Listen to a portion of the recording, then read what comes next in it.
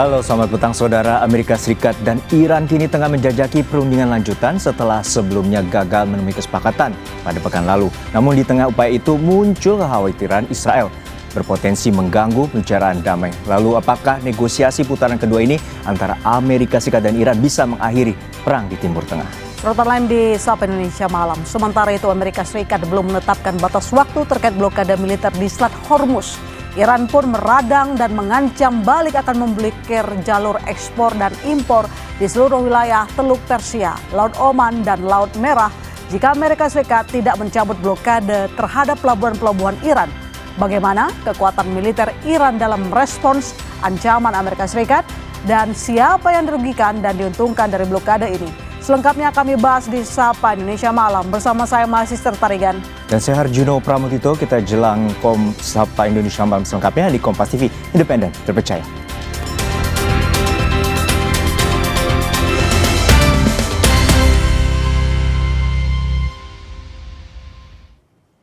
Milisi Hizbullah di Lebanon meluncurkan serangan ke pasukan Israel di kota Kiryat Shmona.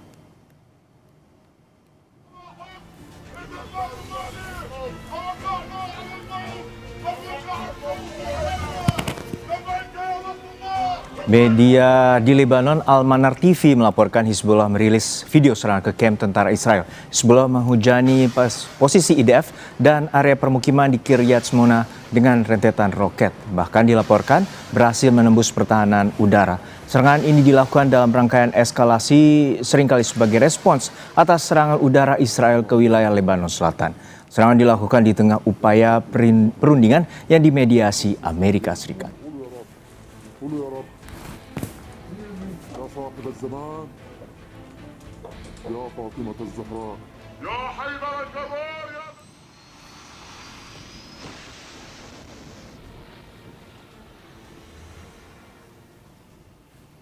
Serangan drone Hizbullah juga diluncurkan ke pangkalan militer Israel Givat Olga. Pangkalan militer itu berada di sebelah barat kota Hadera yang diduduki Israel.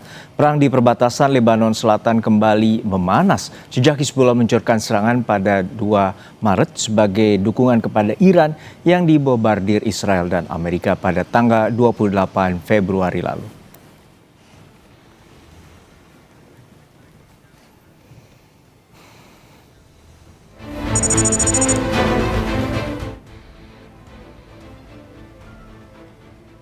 Serangan diduga dilakukan oleh kelompok Hizbullah juga menyasar sejumlah kendaraan militer milik Israel di kota Al-Bayada, Lebanon Selatan. Serangan yang menggunakan drone dan roket ini menyasar sejumlah lokasi keberadaan tentara Israel di Lebanon Selatan. Video yang dirilis oleh media Lebanon, Al-Manar TV ini masih belum mendapatkan tanggapan dari militer Israel.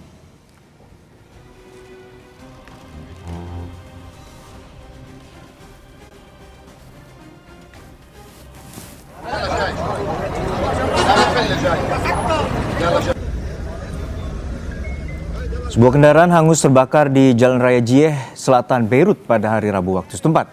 Serangan yang menghancurkan kendaraan terjadi setelah dugaan serangan udara Israel yang menewaskan 2 orang. Tim pertahanan sipil dan personel keamanan memeriksa sisa-sisa kendaraan yang hangus di lokasi kejadian. Pasukan IDF belum berkomentar terkait insiden itu, namun dalam pernyataan terpisah, Israel bilang akan melanjutkan operasi melawan Hizbullah.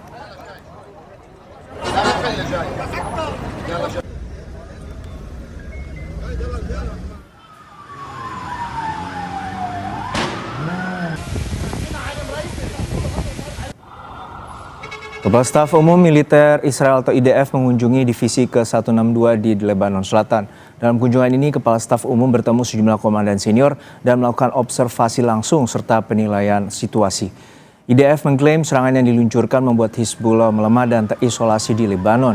Kepala Staf Umum Letnan Jenderal Eyal Zamir bilang telah menyetujui rencana lanjutan di Lebanon dan Iran serta menginstruksikan seluruh wilayah Lebanon Selatan hingga Sungai Litani jadi zona terlarang bagi Hizbullah.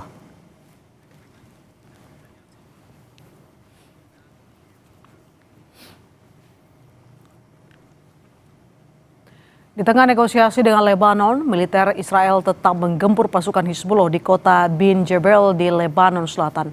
Perdana Menteri Benjamin Netanyahu bilang militer Israel hampir menghancurkan benteng Hizbullah di wilayah ini.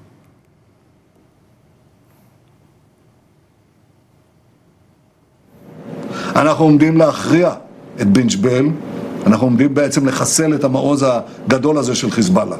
במקביל נתתי אתמול הנחיות לצה"ל להמשיך לעבות את אזור הביטחון, וגם לפרוס אותו מזרחה למורדות החרמון, כדי שנוכל לעזור עוד יותר טוב לאחינו הדרוזים בשעת מצוקה. במקביל אנחנו מנהלים משא ומתן עם לבנון. המשא ומתן הזה לא התקיים 40 שנה ומעלה. זה מתקיים עכשיו כי אנחנו מאוד חזקים והמדינות באות אלינו, לא רק לבנון. במשא ומתן עם לבנון שני יעדים מרכזיים. אחד, פירוק חיזבאללה, ושניים, שלום בר קיימא. Presiden Amerika Serikat Donald Trump kembali mengeluarkan pernyataan soal akhir perang dengan Iran. Dalam sebuah wawancara, Trump bilang yakin perang dengan Iran hampir berakhir.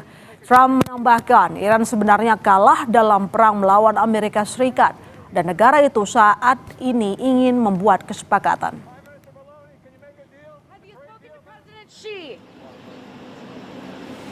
I had to divert because if I didn't do that, right now you would have Iran with a nuclear weapon, and if they had a nuclear weapon, you would be calling everybody over there, sir, and you don't want to do that. Well, you keep saying was. Is this war over? I think it's close to over, yeah. I mean, I view it as very close to over. You know what? If I pulled up stakes right now, it would take them 20 years to rebuild that country. And we're not finished. We'll see what happens. I think they want to make a deal very badly. Juru bicara Kementerian Luar Negeri Iran mengakui negaranya masih berkomunikasi dengan Amerika Serikat melalui perantara Pakistan. Namun soal pembicaraan lanjutan dengan Amerika Serikat, Iran belum memastikan jadwalnya. Iran menegaskan mereka tidak akan maju ke perundingan jika ada pemaksaan syarat-syarat dari pihak lawan.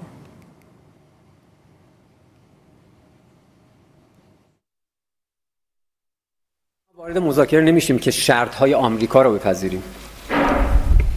ما برامون ملاک، منافع و حقوق ملت ایران هست.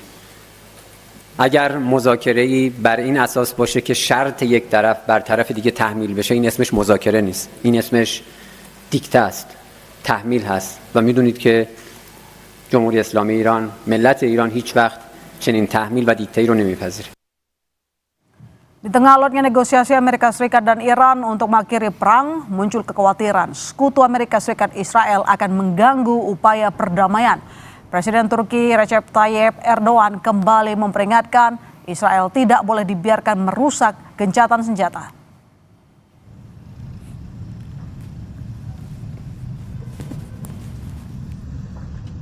Daha önce söylediğim gibi sıkılı yumruklarla müzakere olmaz. Söz yerine tekrar silahların konuşmasına müsaade edilmemelidir. Ateşkesle aralanan fırsat penceresi sonuna kadar değerlendirilmelidir.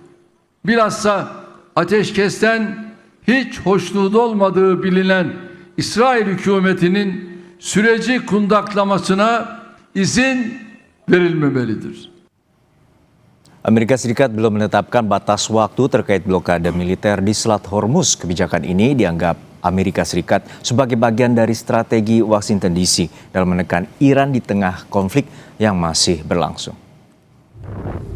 Gedung Putih melalui juru bicaranya Caroline Leavitt menyatakan bahwa pemerintah Amerika tidak akan memberikan tenggat waktu mengenai durasi blokade Selat Hormuz. Blokade di Hormuz diberlakukan terhadap kapal yang masuk dan keluar dari pelabuhan Iran sebagai upaya membatasi aktivitas ekonomi negara Iran.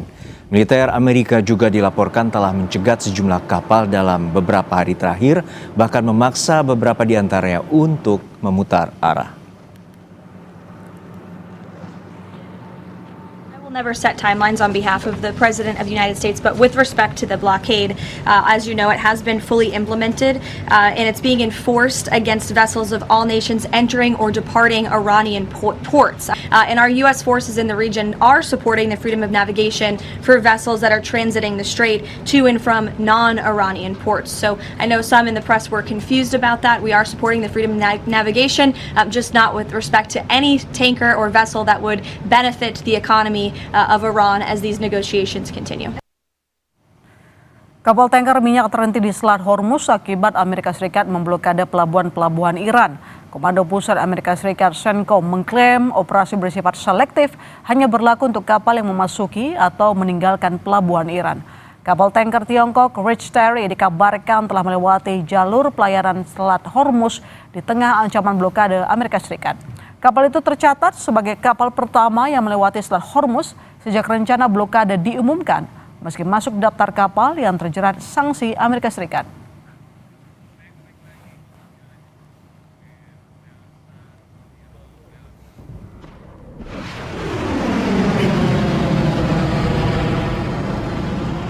Media pemerintah Iran melaporkan Komandan Komando Militer Gabungan Iran memperingatkan Iran akan sepenuhnya memblokir ekspor dan impor di seluruh wilayah Teluk Persia, Laut Oman, dan Laut Merah jika Amerika Serikat tidak mencabut blokade terhadap pelabuhan Iran.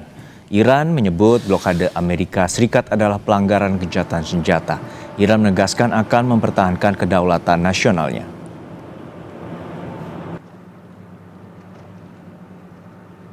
سرلشکر عبداللهی تاکید کرد چنانچه آمریکای متجاوز و تروریست بخواهد به اقدام غیرقانونی خود در محاصره دریایی در منطقه ادامه دهد و برای کشتی‌های تجاری و نفتکش‌های ایران ناامنی ایجاد نماید، این اقدام آمریکا مقدمه نقض آتش‌بس خواهد بود و نیروهای مسلح مقتدر ایران اجازه نخواهند داد هیچ گونه صادرات و واردات در منطقه خلیج فارس، دریای عمان و دریای سرخ تداوم داشته باشد.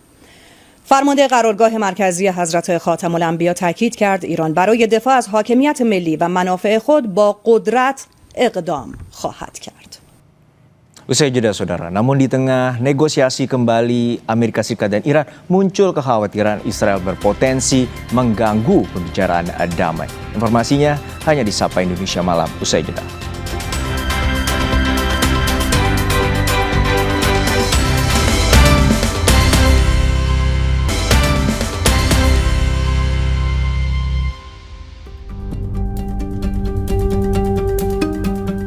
Setelah gagal mencapai kesepakatan pekan lalu, negosiasi damai antara Amerika Serikat dan Iran belum tertutup sepenuhnya.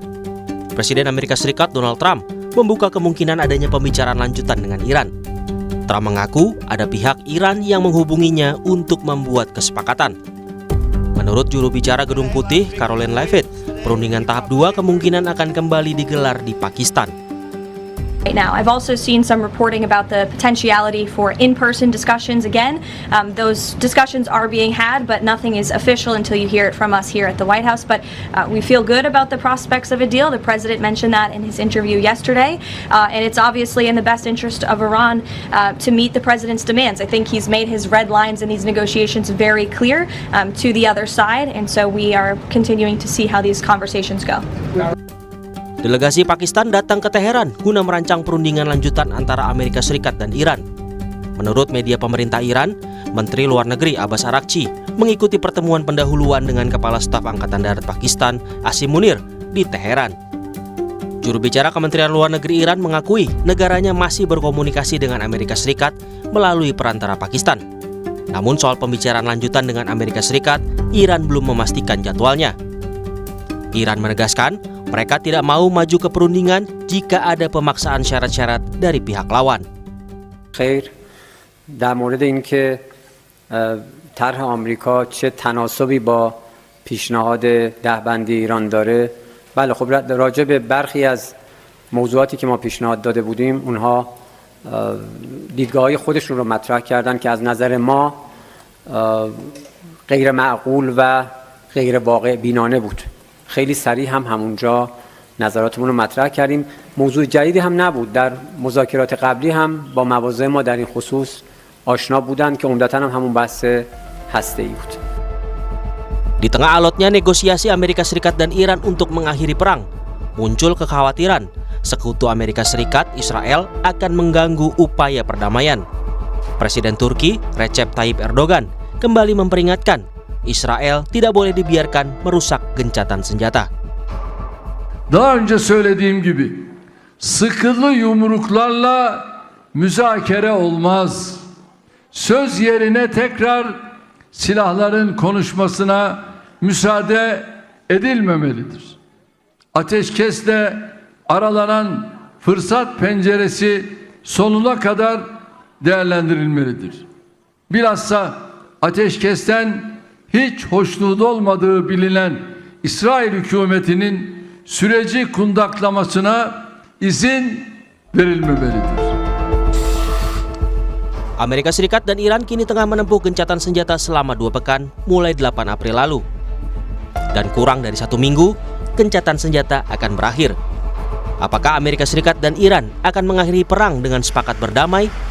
Atau konflik akan terus membara karena ada pihak-pihak lain yang ingin permusuhan terus menyala?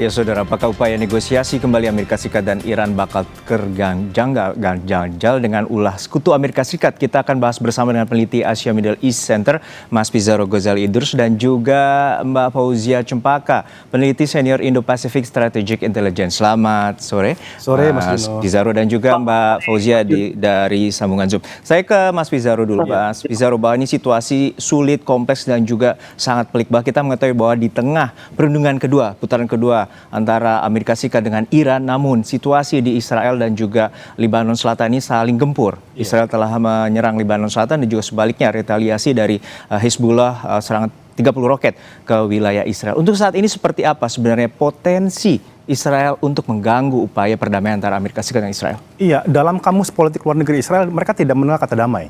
Ya, Israel itu akan eksis jika ada perang di kawasan gitu.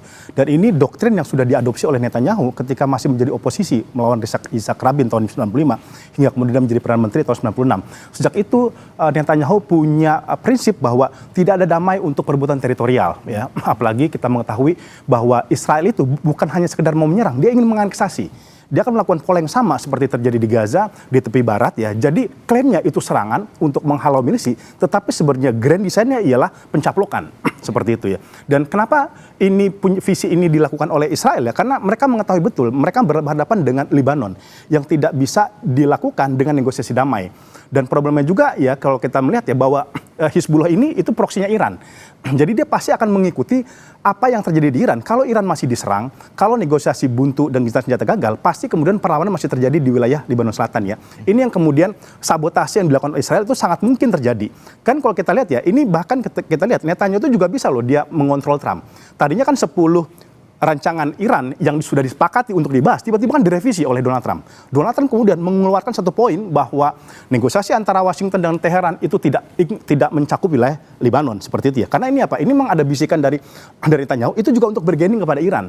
Jadi serangan yang dilakukan oleh Netanyahu itu mendapatkan lampu hijau, green light dari Donald Trump untuk kemudian menekan rezim Teheran agar dia mau kemudian melakukan negosiasi damai yang mengikuti kehendaknya Amerika Serikat. Ya, saya ke Mbak Fauzia. Ini kita mengetahui bahwa strategi pressure play-nya telah dimainkan oleh Amerika Serikat terhadap Tehran. Tentu kita melihat ada blokade di Hormuz dan juga ancaman tidak akan melakukan serangan. Dan ini tentu akan mengancam gencatan senjata. Lalu seperti apa Mbak Fauzia melihat bahwa ini ada Israel dan juga Amerika Serikat dan kemudian potensi putaran kedua apakah juga akan dapat memasuki jalur perundingan? Betul, Mas Juno. Jadi kita lihat tadi ada concern atau kekhawatiran dari Erdogan begitu, ya, bahwa Israel ini akan mengganggu dalam tanda kutip jalannya negosiasi yang kedua yang akan berjalan dalam beberapa hari ke depan begitu. Dan memang kita lihat hal ini bukan tidak berdasar karena memang kalau kita lihat dari presiden negosiasi yang pertama di Islamabad Talk beberapa waktu yang lalu, ini ada beberapa indikator-indikator. Yang pertama tentu saja bagaimana Israel ini melalui statement Netanyahu mengetahui kapan Amerika Serikat mendekati kesepakatan dengan Iran dan bahkan mengintervensi sebelum kesepakatan ini tercapai. Yang kedua tentu bagaimana statement-statement yang dikeluarkan juga tentu akan mempengaruhi posisi Amerika Serikat sehingga melalui back channel diplomasi sehingga ketika negosiasi berikutnya ini akan terwujud tentu akan dipengaruhi oleh masukan atau dari Israel sendiri. Nah, ini kita melihat bagaimana secara domestik, Mas, hal ini sudah backfire begitu, ya, ke Trump karena salah satu statement yang dikeluarkan oleh kongresmen atau anggota Kongres dari Demokrat yaitu Mark Pocan bahkan menyampaikan bahwa hal yang aneh ketika administrasi atau pemerintahan Donald Trump ini mendapatkan atau melakukan reportase yang sifatnya harian ke Netanyahu, tetapi bahkan Kongres atau masyarakat Amerika sendiri tidak dilaporkan secara harian begitu oleh Donald Trump. Nah, ini sudah kita dapat lihat hal ini mengindikasikan bahwa dalam sistem politik Amerika Serikat sendiri ini sudah mulai terpengaruh, Mas, bagaimana kondisi koordinasi antara Trump dan Netanyahu. Baik, kita melihat bahwa ini tentu akan memasuki pemilu Israel dan juga di Oktober ada juga situasi pemilu juga di Israel. Untuk saat ini negosiasi Israel dengan Lebanon akan berlangsung pada Kamis atau Jumat pada waktu Indonesia, namun Hizbullah tidak diajak bernegosiasi. Lalu seperti apa prospek masa depan perdamaian di Timur Tengah, kita akan bahas usai kumandang azan maghrib.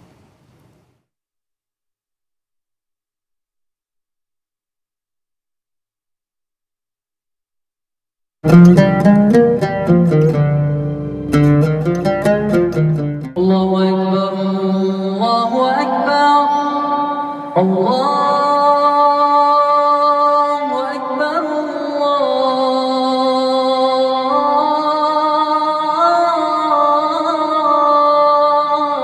Allahu Akbar. Asyhadu an la ilaha illallah.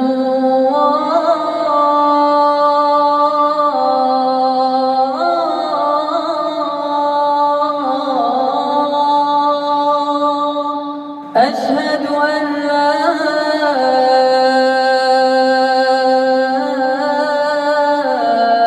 إله إلا الله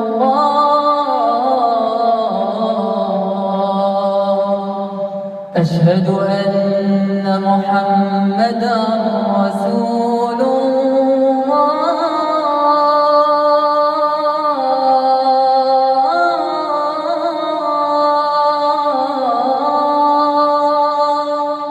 أشهد أن محمدا رسول الله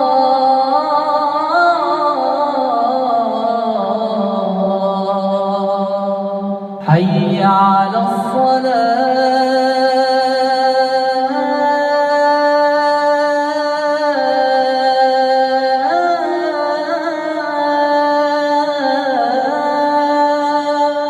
حي على الصلاة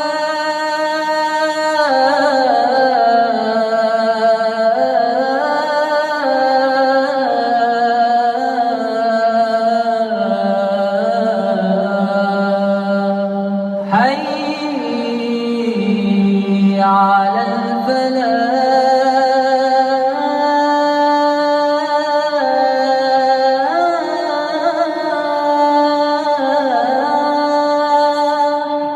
حي على الفلاح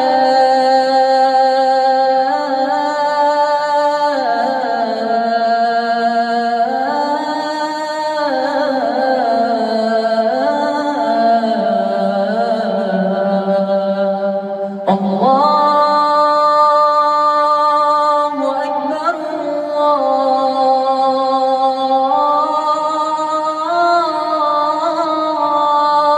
الله أكبر لا إله إلا الله.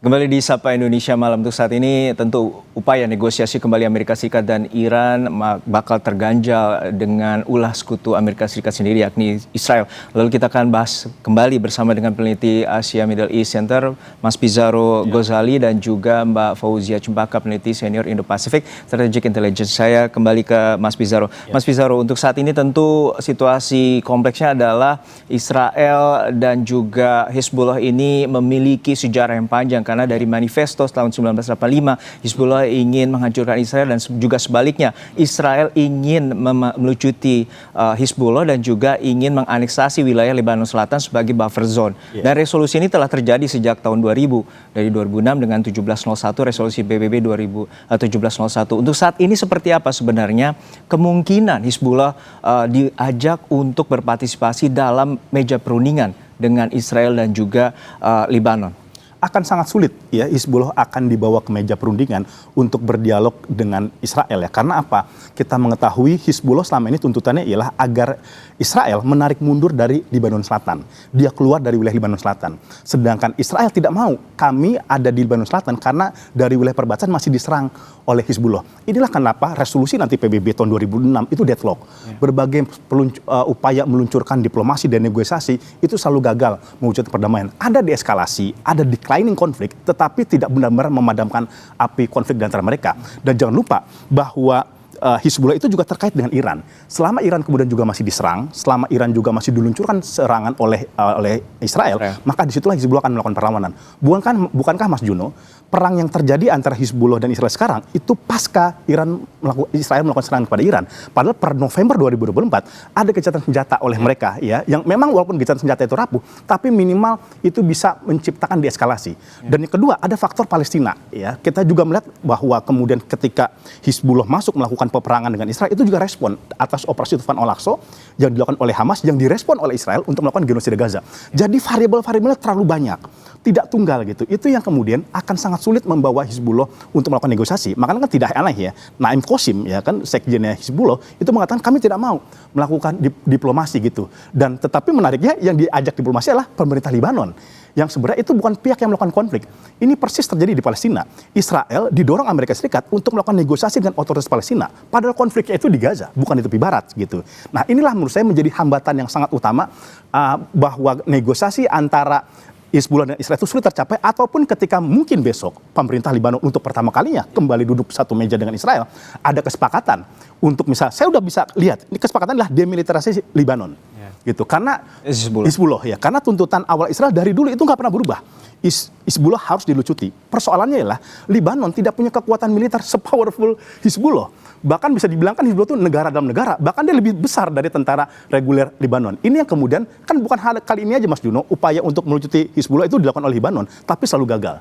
Ya, saya ke Mbak Fauzia. Mbak Fauzia, sebenarnya berapa besar realistis terkait dengan tuntutan Iran? Karena 10 poin tuntutan dari Iran yakni tidak ada serangan ataupun agresi terhadap kawasan regional termasuk proksinya Hizbullah di Lebanon. Dan saat ini penghentian serangan terhadap kelompok proksinya menjadi tawaran mutlak dari Iran. Untuk saat ini seperti apa sebenarnya upaya perundingan yang nantinya juga informasinya Trump yakin bahwa optimistis Iran akan menyetujui apa proposal dari Amerika Serikat sendiri? Kita dapat melihat dari dua sisi ya Mas Juno. Yang pertama dari Amerika Serikat sendiri menyatakan bahwa yang ditawarkan di atas meja saat ini sudah merupakan red line atau batas dari Amerika Serikat dan tidak ingin naik lagi begitu. Namun kita juga harus lihat bagaimana pada perundingan yang pertama ketika JD Vance dan Arakci bernegosiasi di Islamabad Talk selama 21 jam, bagaimana Israel justru melancarkan serangan yang sangat besar di target-target di Lebanon selama 24 jam, bahkan terbesar sejak terjadinya 28 Februari ini. Namun dari kita juga harus lihat bagaimana Iran menggunakan yang kita sebut strategi perang asimetris, di mana dia mendorong front line-nya itu juga tidak hanya terjadi di Iran, atau front line-nya tidak hanya dilakukan di Teheran, tapi juga di negara-negara lain, salah satunya di Lebanon begitu. Nah tentu saja karena ini merupakan bagian dari strategi Iran, tidak dapat serta-merta dilepaskan oleh Iran begitu ya, keselamatan atau bahkan di let go begitu. Karena justru salah satu statement yang disampaikan Iran adalah bahwa serangan dari Israel terhadap Lebanon ini akan membuat negosiasinya menjadi sia-sia. Nah ini tentu juga bagaimana Kalibaf sudah juga menyatakan bagaimana inilah poin terkait dengan Lebanon inilah yang pada akhirnya gagal mendapatkan kepercayaan delegasi Iran, karena sejak pada saat dilakukan negosiasi di Islamabad malah justru yang dilakukan Israel adalah menyerang habis-habisan di Lebanon, Mas Juno. Ya, tentu ini situasi sangat pelik, tapi tentunya kita juga akan melihat bagaimana potensi perundingan antara Amerika Serikat dengan Iran. Saat ini Panglima Angkatan Bersenjata Pakistan tengah menemui Menlu Iran di Teheran terkait dengan masalah Hormuz dan juga masalah nuklir. Informasinya akan kita bahas kembali usai jedanya di Sapa Indonesia Malam.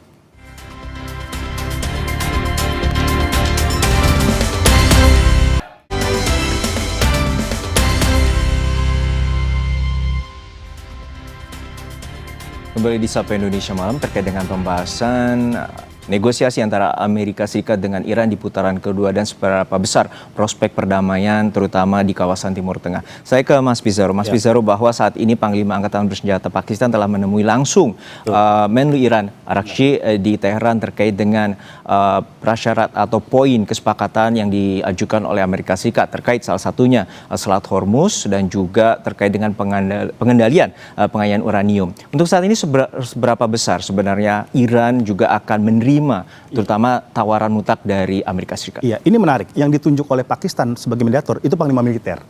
Berarti ceruknya kita udah bisa baca, ini banyak kan bicara teknis, bicara senjata. Oke. Karena ini bukan Menlu, bukan diplomat ekonominya yang lebih ceruknya kepada ekonomi, tapi ini panglima militer. Dan dia panglima jenderal militer bintang 5 di Pakistan gitu ya. Dan kenapa beliau dipilih? Karena dia juga dekat dengan RGC.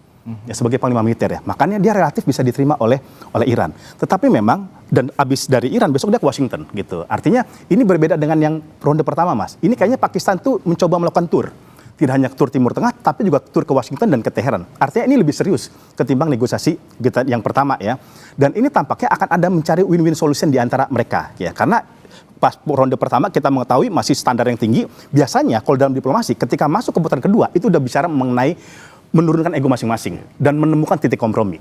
Contoh ya, saya menduga dalam Selat Hormuz misalkan ada titik kompromi yang bisa akan dilakukan oleh Iran dan Amerika Serikat. Misalkan Iran itu tetap mendapatkan kontrol atas dengan Selat Hormuz dan Amerika menerima dengan catatan Iran mencabut concession fee $2 juta per kapal. Seperti itu.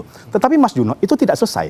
Iran pasti akan bertanya, bagaimana jaminan kepada saya agar tidak diserang kembali oleh Amerika Serikat dan Israel? Nah, nanti akan ada usulan bagaimana nanti ada semacam unifil di laut. Oke. Gitu ya. Nah, di sini bisa kita prediksi bahwa Pakistan dan Turki bisa menjadi pasukan untuk mengamankan jalur Selat Hormuz untuk tidak diserang oleh Amerika Serikat. Kenapa? Turki is NATO member dan dia bisa direct talks dengan Trump seperti itu. Begitu juga nanti pengayaan uranium. Masalahnya problematikanya kan Amerika itu di last minute tiba-tiba merubah teks yang tadinya minta Iran berkomitmen untuk tidak buat senjata nuklir diganti sama Amerika Serikat di mana dia nggak boleh memperkuat cadangan uraniumnya. Itu dua hal yang berbeda ya. Dan kemudian kemungkinan di sini Iran tetap bisa melakukan pengayaan uranium tetapi dengan batasan limit tahunan. Kita lihat Amerika Serikat meminta 20 tahun, Iran 5 tahun, titik tengahnya mungkin 10 sampai 12 tahun. Oke. Saya ke Mbak Fauzia, bahwa ini ada leverage dari Amerika Serikat posisi tawarnya dengan mengunci blokade Teluk Hormuz. Dan saat ini pelabuhan di pesisir Iran tentu ditutup oleh pasukan Amerika Serikat. Anda menilai bahwa untuk saat ini tentunya ada tawaran mutlak atau syarat mutlak dari Amerika Serikat untuk posisi damai menyatakan adanya penangguhan 20 tahun bagi Iran untuk tidak pengayaan uranium. Menurut Anda seperti apa bahwa tadi bisa terkait dengan penangguhan pengayaan uranium hingga 5 tahun hingga 10 tahun? Seperti apa tawaran dan juga perjanjian damai yang akan terjadi? Betul, Mas.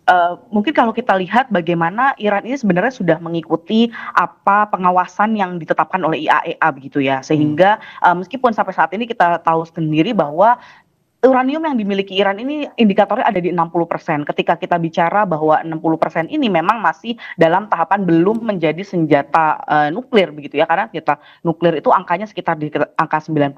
Dan dalam konteks ini kita lihat tentu saja bagaimana Iran ini menganggap bahwa untuk pengayaan nuklir ini merupakan hak dia karena juga dia mengikuti peraturan yang dimiliki IAEA selama ini. Nah, kita lihat juga bagaimana secara retrospektif mungkin ketika terjadi serangan di tanggal 28 Februari sebelumnya itu ada mediasi yang dilakukan oleh Oman untuk hal yang sama terkait dengan nuklir begitu. Dan dalam konteks ini ketika pada tanggal 26-27 Februari, info dari Oman sebenarnya sudah green light. Artinya kedua belah pihak ini sebenarnya hampir mencapai kesepakatan begitu terkait dengan mekanisme nuklir yang dimiliki oleh Iran. Namun serangan yang dilakukan pada tanggal 28 Februari terhadap Iran ini menggagalkan proses dan mekanisme mediasi yang dimiliki atau sudah dilakukan mediasinya oleh Oman, Mas. Nah, dalam konteks ini kita lihat tentu bagaimana Iran tidak akan begitu mudah percaya dan memberikan haknya, terutama nuklir yang maksud saya uranium yang sudah dibangun begitu terhadap Amerika Serikat tanpa jaminan yang benar-benar guarantee, yang benar-benar solid begitu dari Amerika Serikat maupun Israel bahwa tidak akan melakukan serangan dan serta bahkan mungkin penggantian, Mas. Oke, saya ke Mas Pizarro. Mas Pizarro, kita juga mengetahui bahwa ini terkait dengan ekonomi dan juga politik. Namun dalam pandangan Anda seperti apa? Apa yang akan disyaratkan oleh Amerika Serikat terhadap Iran? Apakah terkait dengan pengayaan uranium nuklir atau juga terkait dengan Selat Hormuz? Iya, menurut saya akan banyak variabel yang ditawarkan oleh Trump. Karena Trump dia butuh klaim kemenangan kepada publiknya, ya. Dan dalam dua negosiasi antara Hormuz dengan nuklir, menurut saya Amerika akan kalah. Kayak gitu ya. Karena pertama, Iran akan tetap mengontrol Selat Hormuz yang which is itu status quo sebelumnya. Jadi buat apa Anda menyerang kalau kemudian akhirnya hanya mendapatkan Selat Hormuz yang masih dikendalikan oleh Iran gitu. Kemudian juga soal nuklir. Kan Iran juga status quo ini seperti itu. Kami memang tidak seeking untuk bikin nuclear weapons. Kami membuat ini untuk tujuan damai. Dan itu kan yang terjadi pada tahun 2015 gitu ya. Kalau kemudian ini kemungkinan ini akan disepakati, ini berarti Obama itu masih lebih baik ketimbang Donald Trump karena dia bisa membawa Iran kepada meja perundingan seperti itu. Dan ini menurut saya yang akan terjadi. Yang ketiga ini faktor aset. Ini yang sangat penting. Ini soal ekonomi ya. Akan sangat sulit menurut saya untuk mengontrol Iran. Iran itu tidak akan menyerah. Dia udah pernah diblokade 40 tahun. Dia udah pernah perang panjang sama Irak itu 88 tahun. Jadi kalau memang Amerika memerangi mereka kembali, menduduki, dia relatif bisa survive gitu ya. Dan kemudian Iran pasti akan menawarkan salah satu hal yang menjadi sensitif, mencairkan aset-aset mereka.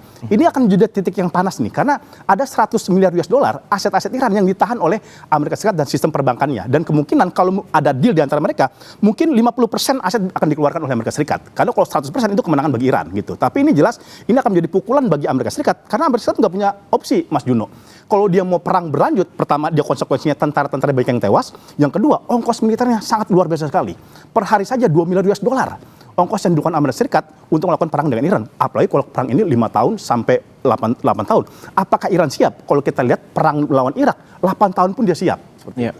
Ya, ke Mbak Fauzia, bahwa terkait dengan tadi kalau dari sisi Amerika Serikat terkait dengan nuklir dan juga Selat Hormuz. Namun dari sisi Iran juga ada tuntutan, ada restitusi atau penggantian kompensasi terkait dengan kerugian perang. Untuk saat ini seperti apa tawarannya bahwa Amerika Serikat akan menyetujui dan juga tetap menginginkan kendali atas Selat Hormuz?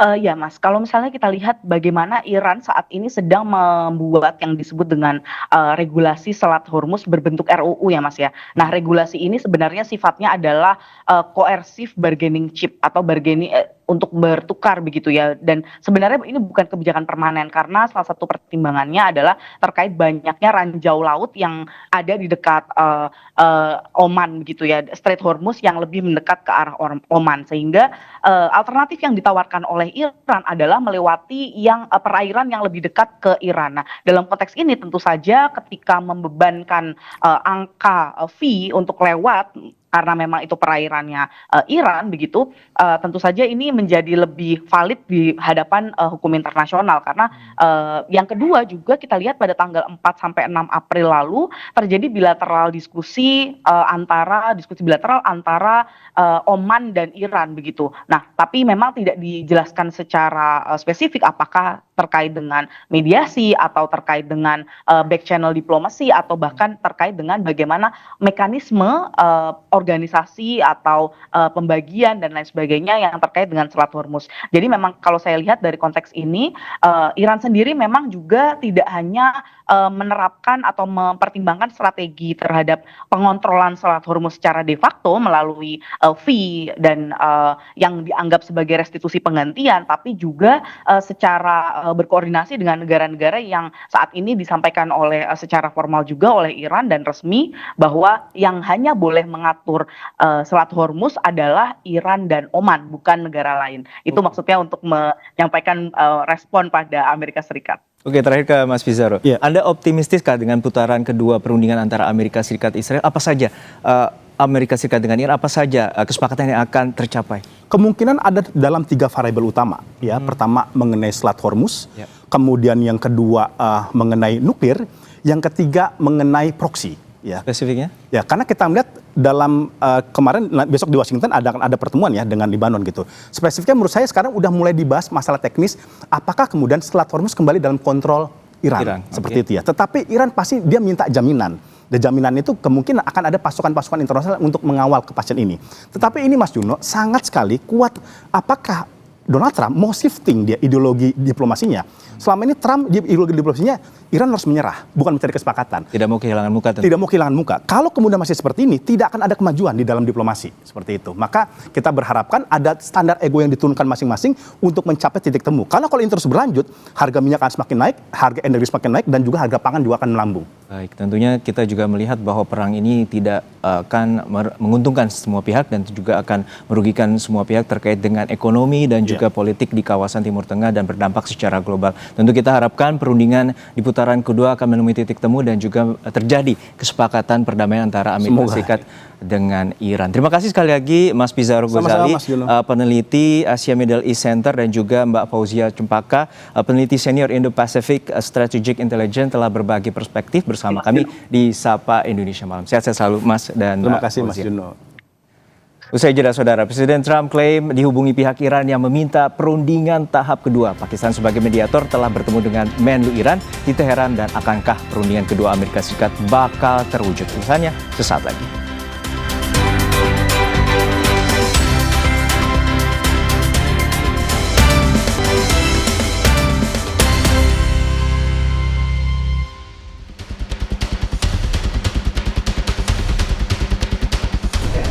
Well, he's done a good job, and Steve and Jared, they've all done a very good job. And I can tell you that we've been called by the other side. They'd like to make a deal very badly, very badly.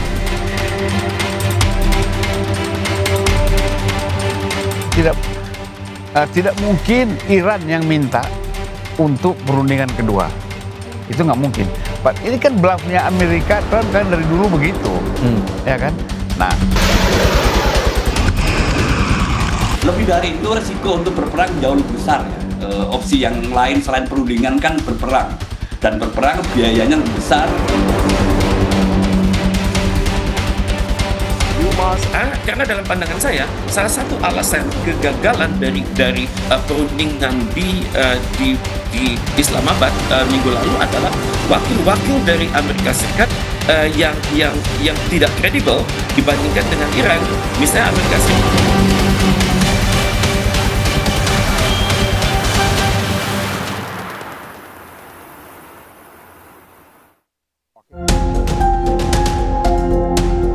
Negosiasi Amerika dan Iran yang dimediasi Pakistan pekan lalu gagal mencapai kesepakatan.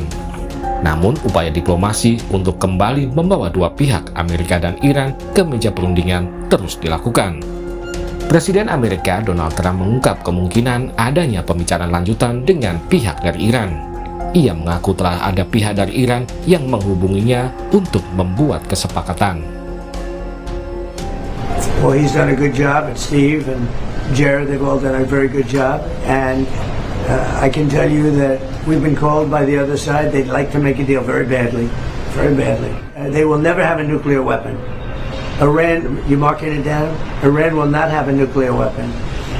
And we agreed to a lot of things, but they didn't agree to that. And I think they will agree to it. I'm almost sure of it. In fact, I am sure of it. If they don't agree, there's no deal. There'll never be a deal. Iran will not have a nuclear weapon, and we're going to get the dust back. We'll get it back either. We'll get it back from them or we'll take it. Panglima Militer Pakistan, Jenderal Asim Munir, terbang ke Teheran untuk menemui Menteri Luar Negeri Iran, Abbas Araghchi. Media Iran menyebut pertemuan kedua tokoh tersebut untuk membahas kemungkinan pembicaraan putaran kedua antara Amerika dan Iran. Pengamat Timur Tengah, Zulfan Lindan, menilai tidak mungkin Iran meminta diadakan perundingan tahap kedua. Klaim Trump bahwa Iran ingin melakukan perundingan kedua dianggap sebagai kebohongan. Dia mengatakan bahwa ada pihak Iran yang menghubungi dia untuk perundingan tahap kedua, kan gitu. Itu pasti bohong. Saya tidak yakin. Karena masalah luar negeri di Iran bukan ditentukan oleh presiden atau eksekutif. Tapi rahbar, yang dipanggil rahbar itu Ayatollah, yang sekarang dijabat oleh Mujtaba Khamenei. Dia yang berperan 100% menyangkut masalah-masalah luar negeri, termasuk masalah perang, IRGC dia juga. Makanya presiden tidak pernah muncul. Karena menteri luar negeri memang di bawah Mujtaba. Tidak mungkin Iran yang minta untuk perundingan kedua. Itu nggak mungkin. Ini kan bluffnya Amerika, Trump kan dari dulu begitu. Ya kan? Nah, karena apa? Iran tahu betul bahwa ini kebohongan-kebohongan akan terjadi. Tanggal 22 Februari lagi berunding, tahu-tahu menyerang Khamenei, meninggal. Ya kan? Kemudian perundingan ini juga apa yang terjadi? Yaitu Israel bombardir Lebanon habis-habisan. Ini Iran nggak mau. Iran bukan hanya perdamaian dengan dia, tapi dengan Israel dan kawasan harus aman. Ya kan? Jadi Iran menghormati mau datang ke Pakistan itu faktor tetangga aja. Sementara pakar hubungan internasional Julius Purwadi menilai perang merupakan opsi lain untuk mengakhiri konflik selain melalui perundingan. Namun, biaya dan resikonya lebih besar. Karena itu, perundingan menjadi opsi yang lebih baik. Dalam situasi seperti saat ini, Amerika lebih membutuhkan proses perundingan dengan Iran. Lebih dari itu, resiko untuk berperang jauh lebih besar ya. Opsi yang lain selain perundingan kan berperang. Dan berperang biayanya lebih besar secara ekonomi, secara politik. Kita harus berhitung juga nyawa yang nanti akan jatuh di kedua belah pihak. Termasuk kehancuran infrastruktur sipil di Iran, jembatan, pusat tenaga listrik, gitu ya. Itu kan sudah disampaikan oleh Trump. Yang pasti pertama kebutuhan Amerika Serikat terkait dengan Selat Hormuz.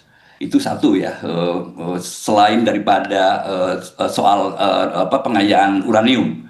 Sekarang kan bergeser ya dari pengembangan kapasitas membangun persenjataan nuklir gitu, tapi sudah dipersempit ke pengayaan uranium. Jadi pengayaan uranium pun kan nggak boleh gitu ya, tidak boleh gitu di berbagai macam level. Kalau kita lihat dulu kesepakatan tahun 2015 kan masih bisa ya, masih diizinkan kesepakatannya itu sejauh tidak untuk pengembangan senjata nuklir. Itu satu ya gitu. Dan mungkin itu lebih apa? Sekalipun sulit ya, lebih mungkin dinegosiasikan daripada kalau kita bicara soal pembukaan Selat Hormuz. Nanti masa depannya seperti apa? Jadi dua isu ini akan menjadi sangat berat gitu ya. Tetapi kalau ditanya siapa yang butuh, ya siapa yang butuh gitu. Saya mungkin akan menyampaikan Amerika Serikat jauh lebih butuh gitu. Sebelumnya, Wakil Presiden Amerika Serikat J.D. Vance menegaskan Donald Trump tidak menginginkan kesepakatan kecil dengan Iran. Salah satunya soal komitmen tidak mengembangkan senjata nuklir. Vance menambahkan, jika Iran setuju dengan poin-poin kesepakatan yang diajukan, Trump berjanji akan membuat Iran berkembang. Right now the ceasefire is holding, and what you're seeing is what the president wants to make. He doesn't want to make like a small deal. He wants to make the grand bargain. And what he's basically offering to Iran is very simple, and frankly, it's something that no president has had the ability to offer. He said that if you're willing to act like a normal country, we are willing to treat you economically like a normal country. But the reason why the deal is not yet done is because the president, he really wants a deal where Iran doesn't have a nuclear weapon, Iran is not state sponsoring terrorism, but also the people of Iran can thrive and prosper and join the world economy. Man, we're going to keep on negotiating and try to make it happen because it would be great for the world, it'd be great for our country, it'd be great for everybody. So I'm going to keep on fighting to make it happen. Sementara pihak Iran menegaskan belum ada kepastian soal perundingan tahap kedua dengan Amerika. Namun Iran menyatakan tidak akan memasuki negosiasi dengan syarat yang dipaksakan pihak Amerika. غیر معقول و غیر واقع بینانه بود. خیلی سریع هم همونجا نظراتمون رو مطرح کردیم. موضوع جدیدی هم نبود. در مذاکرات قبلی هم با مواضع ما در این خصوص آشنا بودن که عمدتاً هم همون بحث هسته‌ای بود. ما وارد مذاکره نمیشیم که شرط‌های آمریکا رو بپذیریم. ما برامون ملاک، منافع و حقوق ملت ایران هست. اگر مذاکره‌ای بر این اساس باشه که شرط یک طرف بر طرف دیگه تحمیل بشه، این اسمش مذاکره نیست. این اسمش دیکته است، تحمیل هست. و میدونید که جمهوری اسلامی ایران، ملت ایران هیچ وقت چنین تحمیل و دیکته‌ای رو نمیپذیره. Pakar hubungan internasional Teguh Reza Shah menyatakan pihak yang terlibat perundingan harus melakukan evaluasi agar kegagalan di perundingan pertama tidak terulang lagi. Teguh menyoroti perwakilan Amerika yang dinilai tidak kredibel dalam melakukan negosiasi. Sementara Pakistan sebagai mediator juga harus bisa menjelaskan secara terbuka mengapa perundingan sebelumnya mengalami kegagalan. Karena dalam pandangan saya, salah satu alasan kegagalan dari perundingan di Islamabad minggu lalu adalah wakil-wakil dari Amerika Serikat yang tidak kredibel dibandingkan dengan Iran. Misalnya Amerika Serikat itu menurunkan tokoh seperti J.D. Vance, oke dia wakil presiden, tapi didampingin oleh Jared Kushner. Ini adalah menantu dari Donald Trump, kemudian didampingi lagi oleh Steve Witkoff. Steve Witkoff ini adalah pengusaha. Jadi masih ada Menteri Luar Negeri Marco Rubio, tapi Marco Rubio ini tidak berpengalaman dalam negosiasi yang sangat sensitif, misalnya mengenai perundingan nuklir. Iran akan meminta prakondisi ya. Prakondisi dalam arti ini adalah Presiden Donald Trump benar-benar bertanggung jawab atas jalannya negosiasi ini dan tidak membiarkan Israel sebentar-bentar menelepon delegasi Amerika Serikat. Itu yang pertama. Dan yang kedua, Pakistan sebagai penyelenggara juga harus terbuka memberikan pandangan mengapa negosiasi tahap pertama kemarin sampai gagal, karena pada saat itu yang terjadi adalah perundingan tidak langsung. Amerika Serikat berada di ruangan A, kemudian Iran berada di ruangan B, dan ketua delegasi dari Pakistan itu bergerak dari ruang A ke ruang B. Jadi otomatis kalau kita perhatikan waktu negosiasi 21 jam, maka kemungkinan efektifnya kemarin itu adalah setengahnya, di mana pihak Pakistan akan kesulitan menyerap aspirasi, kemudian menyusun prioritas dari apa yang sedang dilakukan. Idealnya Pakistan sudah Pakistan sudah mulai bisa mendata dari 1 sampai 10 poin tersebut, mana poin-poin yang bisa dicarikan jalan tengahnya. Di tengah upaya untuk melanjutkan perundingan, Amerika saat ini melancarkan blokade terhadap Selat Hormuz. Selain itu, Amerika juga menggerakkan kekuatan militer besarnya ke perairan sekitar Teluk. Seluruh dunia berharap perundingan tahap 2 Amerika dan Iran bisa segera diwujudkan dan menghasilkan kesepakatan untuk mengakhiri perang. Tim Liputan, Kompas TV.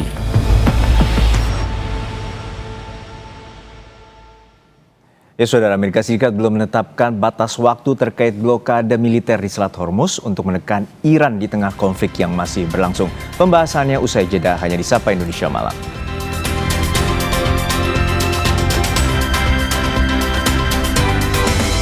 Max.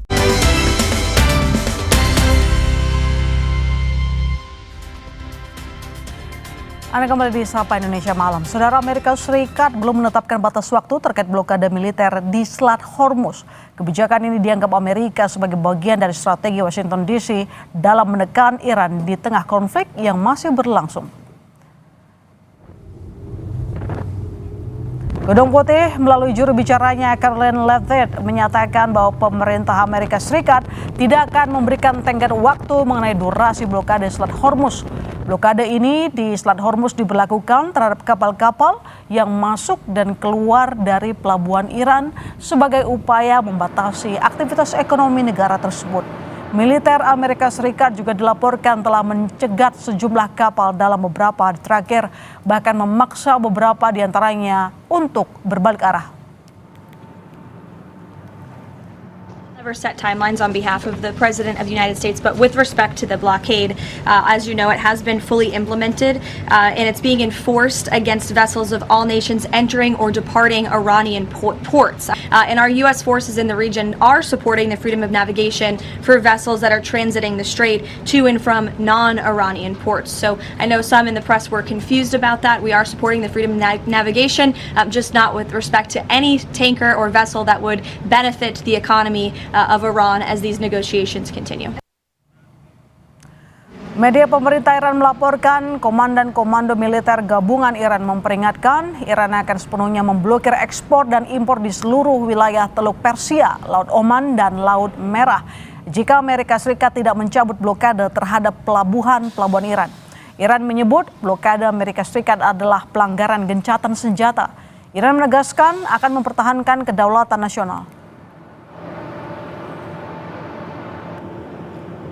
لشکر عبداللهی تاکید کرد چنانچه آمریکای متجاوز و تروریست بخواهد به اقدام غیرقانونی خود در محاصره دریایی در منطقه ادامه دهد و برای کشتی‌های تجاری و نفتکش‌های ایران ناامنی ایجاد نماید، این اقدام آمریکا مقدمه نقض آتش‌بس خواهد بود و نیروهای مسلح مقتدر ایران اجازه نخواهند داد هیچ گونه صادرات و واردات در منطقه خلیج فارس، دریای عمان و دریای سرخ تداوم داشته باشد. فرمانده قرارگاه مرکزی حضرت خاتم الانبیا تاکید کرد ایران برای دفاع از حاکمیت ملی و منافع خود با قدرت اقدام خواهد کرد. Kementerian Luar Negeri Republik Indonesia menyebut proses perizinan masih terus berlangsung untuk mengeluarkan 2 kapal tanker Pertamina yang masih tertahan dan tak dapat melewati Selat Hormuz. Kemlu RI terus berkoordinasi dengan KBRI Teheran dan pemerintah Teheran terkait izin agar 2 kapal Pertamina, Pride dan Gamsonoro bisa keluar dari Hormuz.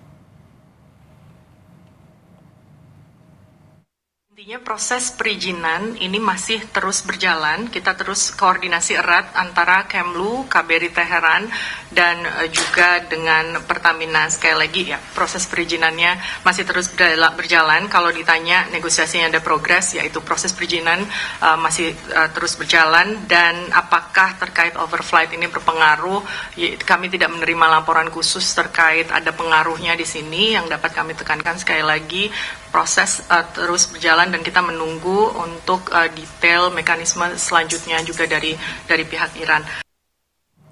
Amerika Serikat klaim berhasil memblokade Selat Hormuz untuk memberi tekanan pada Teheran.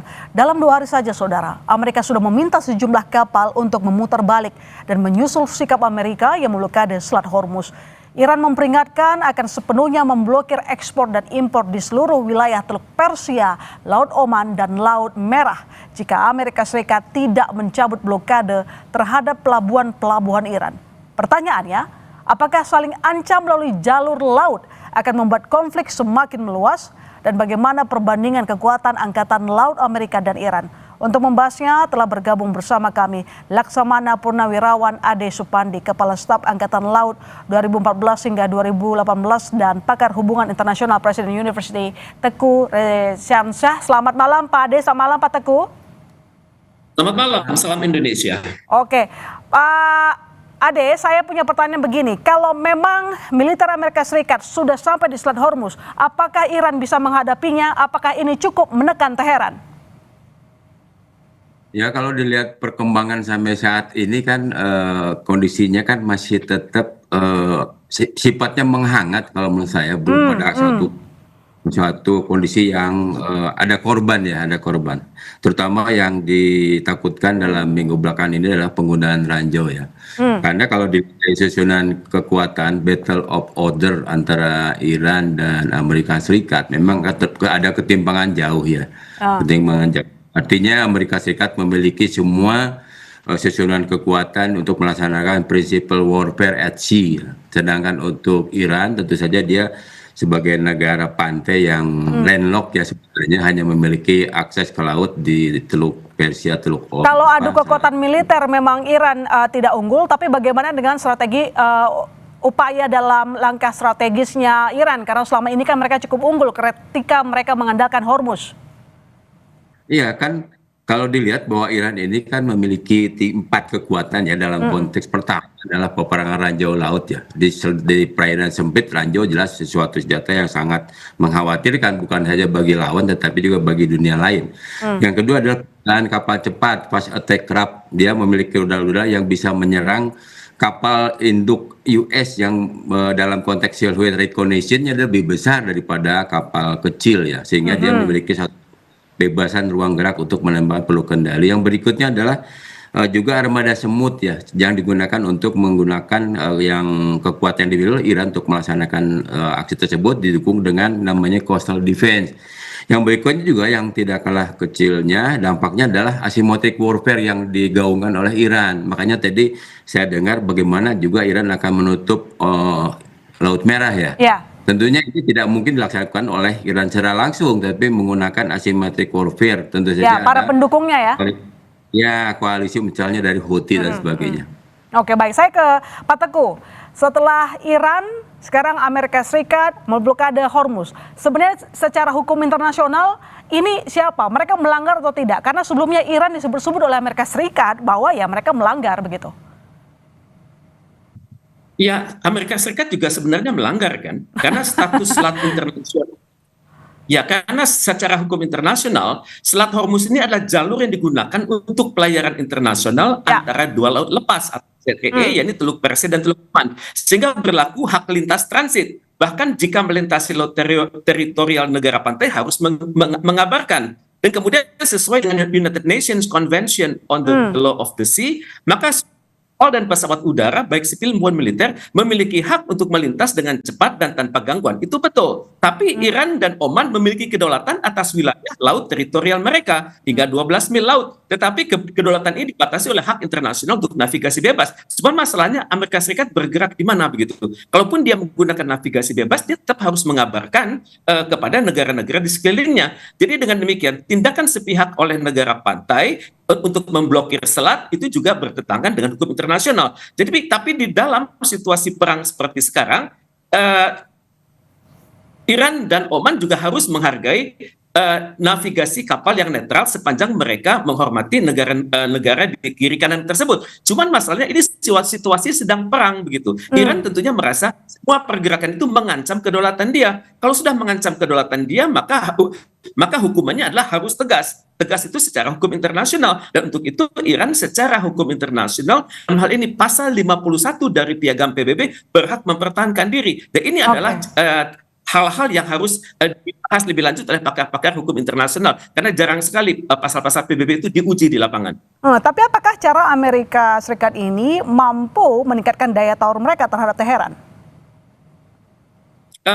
Saya pikir bisa ya, karena tentunya Amerika Serikat berpikir kan dia tidak asal sembarangan bergerak, dia tentunya berangkat dari literatur. Misalnya saya perhatikan dia berangkat dari cara berpikirnya Sir Julian Corbett ya, ini dari Royal Naval Academy. Itu yang mengatakan bahwa dimungkinkan adanya perang terbatas. Perang terbatas itu di mana kekuatan maritim seperti Amerika Serikat dapat mengisolasi konflik dan mencapai tujuan politik terbatas tanpa harus terlibat dalam perang darat yang masif dan menguras banyak biaya. Saya pikir ini pikiran dari Sir Julian Corbett ini akan dipakai oleh Amerika Serikat. Cuman masalahnya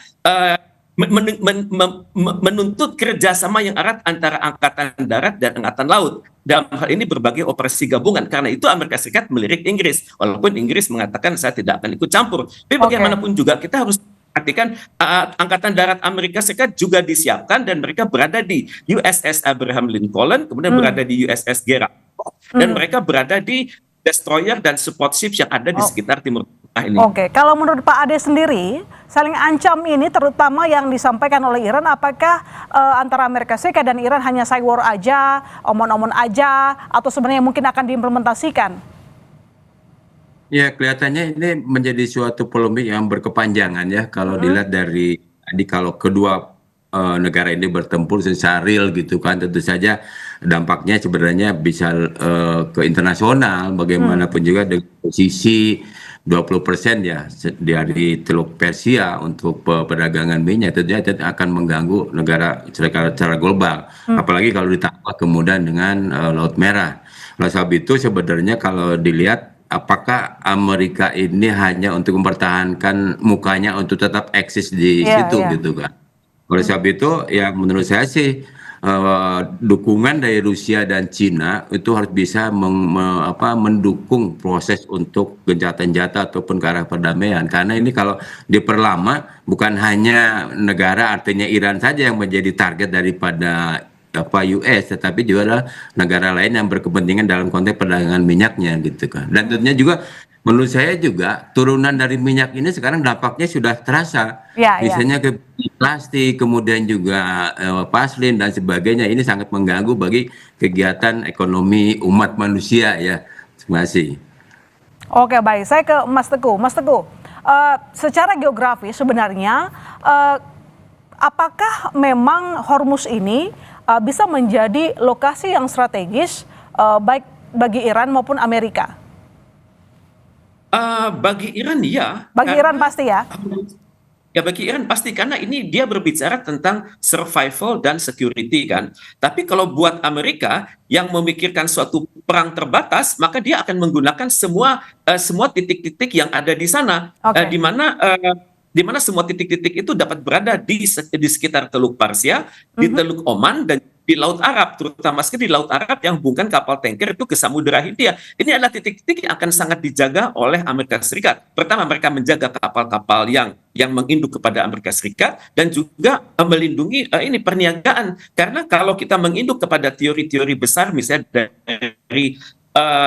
dari Alfred Thayer Mahan ini mengatakan siapa yang menguasai lautan akan menguasai perdagangan. Jadi Amerika Serikat ini menggunakan dua teori sekaligus, teori dari Alfred Thayer Mahan dan teori dari Sir Julian Corbett. Intinya adalah perang laut itu bisa dimenangkan, tapi caranya adalah kombinasi antara darat dan laut. Dan untuk itu kita harus mengamati di mana posisi angkatan darat Amerika Serikat. Maka selain di USS Abraham Lincoln, ada juga di USS Gerald Ford, kemudian di destroyer yang jumlahnya ada 14, kemudian juga kemungkinan besar ada berada di sekitar mungkin tidak jauh dari yang namanya Islamic Revolutionary Guard yang diselundupkan dalam titik-titik tertentu yang lolos dari radarnya Iran. Mungkin dalam radius 100 km dari situ itu dimungkinkan. Tapi yang jelas, menurut laporan bulan Maret tahun ini, itu paling tidak ada 17.000 pasukan darat Amerika Serikat yang sudah tersebar. Kemudian juga masih ada sekitar 10.000 lagi. Dan mereka itu sudah terbiasa dalam berbagai operasi gabungan. Ini pengamatan saya. Terima kasih. Ya, Pak Ade, jadi secara geografis apakah Hormuz bisa menjadi lokasi perang terbuka bagi kedua negara? Jangan dijawab dulu, nanti kami segera kembali saudara, tetap di Sapa Indonesia Malam.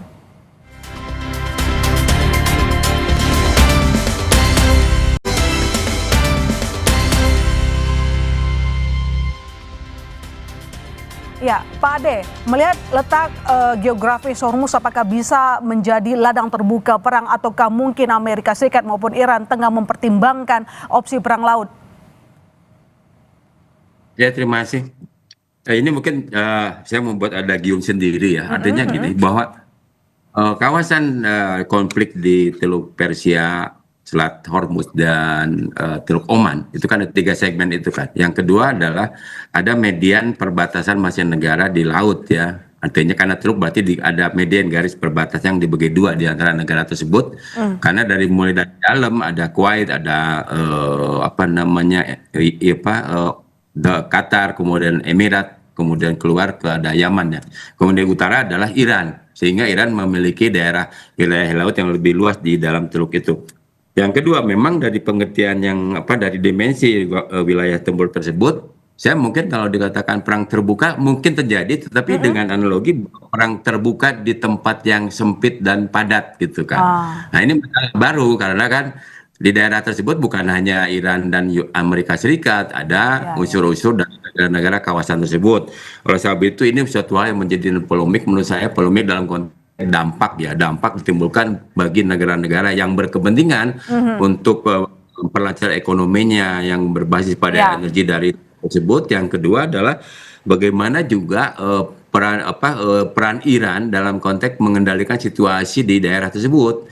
Bagaimanapun juga Selat Hormuz itu saya lihat masih dalam penguasaan Iran ya. Amerika sendiri sebagai pendatang masih juga belum nampak apakah akan menggunakan kekuatan penuhnya untuk mengendalikan laut tersebut. Tadi disampaikan oleh Pak Tengku. Jadi memang di laut ada konsep yang dinamakan command at sea, yang ini sebenarnya suatu teori lama yang sudah usang. Yang ada itu adalah control of the sea, pengendalian laut. Artinya pengendalian laut juga terbatas, artinya selama unsur itu ada. Nah, apakah Amerika Serikat itu ada di Selat Hormuz? Itu saya belum lihat di Marine Traffic. Walaupun di Marine Traffic tidak semua kapal bisa memunculkan kode untuk bisa terbaca dalam AIS. Tapi kalau menurut saya dari percaturan yang ada saling klaim, saya masih belum melihat apakah kekuatan realnya betul-betul disebar di daerah Hormuz ataupun di Teluk Oman. Karena itu adalah vokal area yang mungkin terjadi adanya eskalasi yang konflik kedua angkatan laut. Artinya kalau di dalam itu nggak mungkin, tapi kemungkinan di Selat Hormuz dan Teluk Oman gitu kan. Tapi Pak, ini kan seperti yang Anda sebutkan tadi bahwa perang ini berlarut-larut sehingga kemarin juga kesepakatan tidak ada, gagal begitu. Sejauh ini bagaimana dengan daya tahan alutsista dari Iran? Masih kuat atau Anda punya analisis lain? Kalau saya lihat kan, negara itu akan memiliki suatu yang dinamakan sustainable for fighting, manakala mereka itu memiliki satu mungkin kayak seperti restorasi Meiji ya, mereka tuh tentu kebangkitan itu setelah menutup diri ya. Iran sendiri menutup diri dalam keadaan terpaksa, dia karena di embargo, tapi kemudian dia bisa berkembang, bertumbuh dalam konteks industri militernya dan juga spirit warga bangsanya untuk bisa menjaga kedaulatan negaranya. Dan di sini dia terus saja mengembangkan strategi bagaimana yang menurut saya ada namanya strategi baru berkaitan dengan endurance strategi, artinya menciptakan strategi yang mendukung kedaya tahan lamaan. Bagaimana dia bisa survive dalam kondisi konflik, dalam kondisi krisis, dalam kondisi stres gitu kan. Dan kelihatannya Iran sudah menghitung tentang ini. Yang saya lihat pertama adalah bagaimana Iran perubahan kepemimpinan itu tidak menggoncangkan spirit daripada warga bangsanya. Yang berikutnya juga tidak menggoyahkan yang namanya unity of command dalam konteks strategi penggunaan kekuatan militer. Yang berikutnya adalah bagaimana membangun koalisi yang cukup bagus menurut saya untuk melaksanakan asymmetric warfare. Ini suatu tantangan baru bagi Amerika Serikat. Pak Teguh, membalas Amerika Serikat, Iran mengancam balik akan menutup wilayah Teluk Persia, Laut Oman, dan Laut Merah yang mungkin akan dibantu oleh pembantunya. Apakah ini justru bisa meningkatkan daya tawar mereka terhadap Amerika Serikat jika memang jadi dilakukan oleh Iran dan sekutunya? Saya setuju dengan Pak, setuju bahwa Iran ini memang memiliki kepercayaan diri yang sangat tinggi. Ini yang dia tunggu gitu, perang laut, karena dia sadar kalau kalau yang bertemu kapal-kapal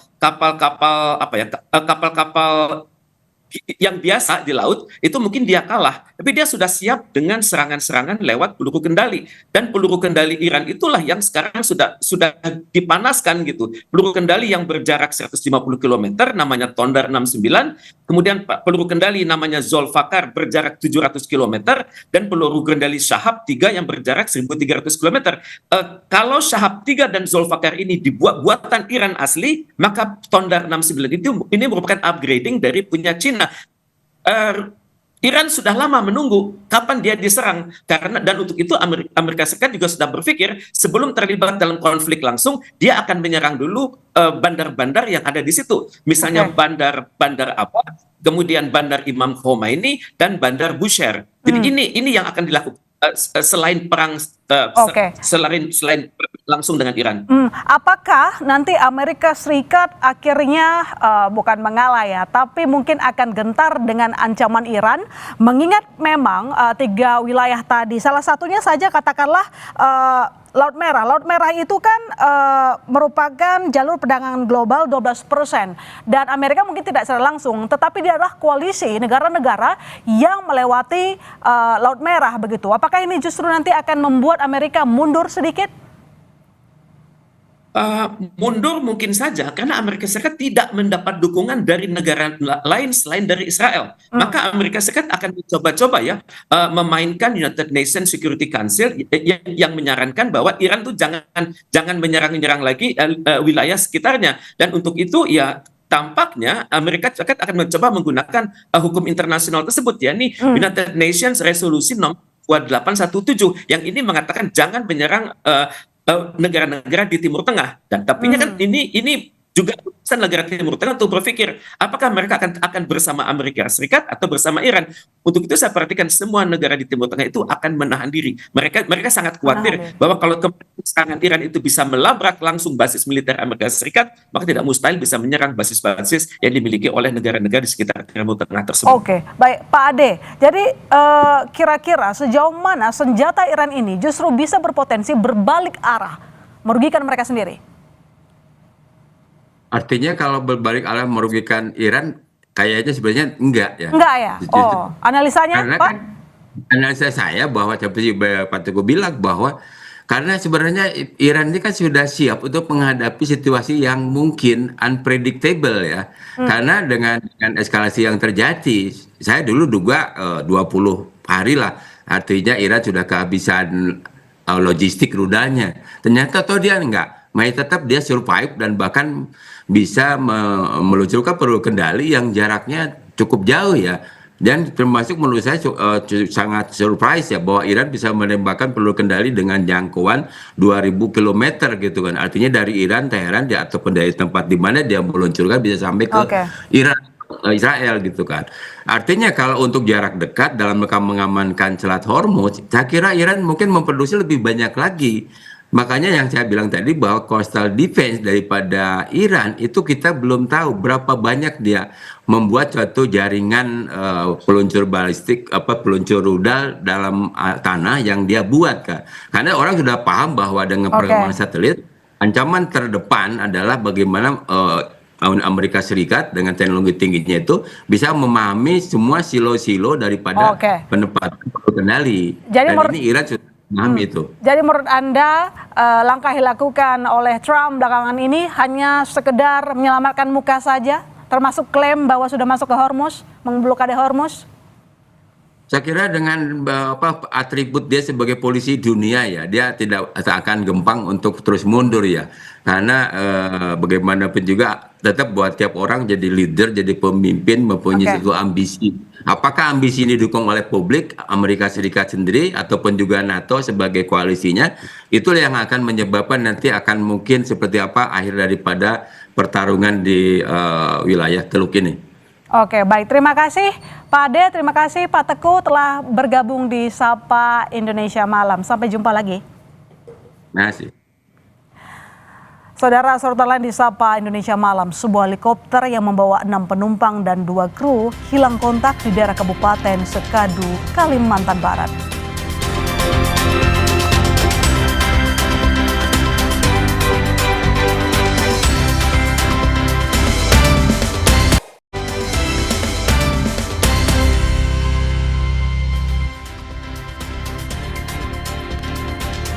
Saudara, sebuah helikopter milik PT Meteor Air hilang kontak di daerah Kabupaten Sekadau, Kalimantan Barat. Helikopter tersebut membawa 6 penumpang dan 2 kru. Helikopter PKCFX hilang kontak pada pukul 8:39 waktu Indonesia Barat di Desa Tapang, Kecamatan Nagah Taman, Kabupaten Sekadau, Kalimantan Barat. Tim SAR yang mendapatkan informasi langsung menerjunkan tim untuk melakukan pencarian bersama personel TNI. Helikopter milik PT Meteor Air ini diketahui membawa 6 penumpang dan 2 kru. Kepala Kantor SAR Pontianak, Made Junetra bilang, saat ini 2 tim diterjunkan untuk mencari.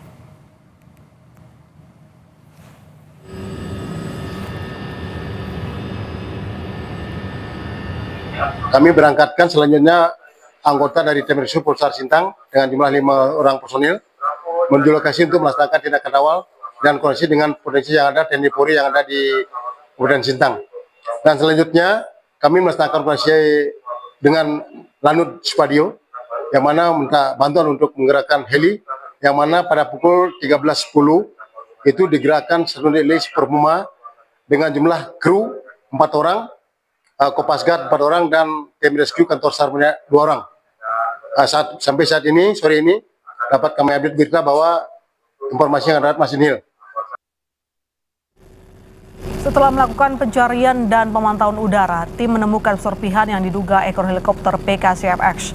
Serpihan tersebut terlihat di area hutan sekitar 3 km ke arah barat dari titik awal hilang kontak.